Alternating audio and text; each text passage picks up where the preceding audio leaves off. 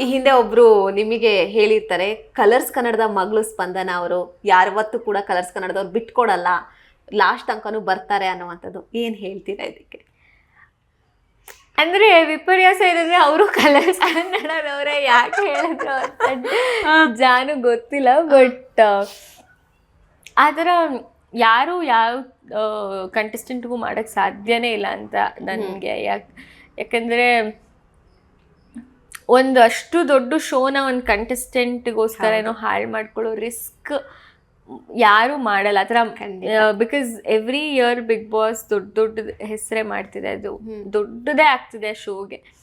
That is because of ಅಲ್ಲಿ ನೋಡ್ತಿರೋ ಜನ, ಆ ಜನರ ವೋಟ್ ಅಥವಾ ಅವ್ರ ಇಷ್ಟನ ಕನ್ಸಿಡರ್ ಮಾಡದೆ ಅದನ್ನು ಮಾಡಿದ್ರೆ ಐ ಥಿಂಕ್ ಶೋ ಕೂಡ ದೊಡ್ಡದಾಗಿ ಬೆಳೆಯೋದು ಇಲ್ಲ, 12 ಸೀಸನ್ಸಿಗೆ ಬರ್ತಾನೂ ಇರಲಿಲ್ಲ. ನಂಗೆ ಅವತ್ತೊಂದು ದಿನಕ್ಕೆ ಜಾನು ಹೇಳಿದಾಗ ಏನೂ ರೀಸನ್ ಸಿಕ್ಕಿಲ್ಲ ಅನ್ಸುತ್ತೆ, ಅದಕ್ಕೆ ರೀಸನ್ ಇದಂತ. ಬಿಕಾಸ್ ಆ ಮನೇಲಿ ಎಲ್ಲರ ಮೇಲೂ ಕಾರಣ ಹುಡುಕ್ತಾ ಇರ್ತೀವಿ ನಾವು, ಏನು ಕಾರಣ ಕೊಡ್ಬೋದು ಅಂತ. ಕಾರಣ ಸಿಗದೆ ಆ ಕಾರಣ ಕೊಟ್ಟರು ಅಂತ ಅನಿಸ್ತು.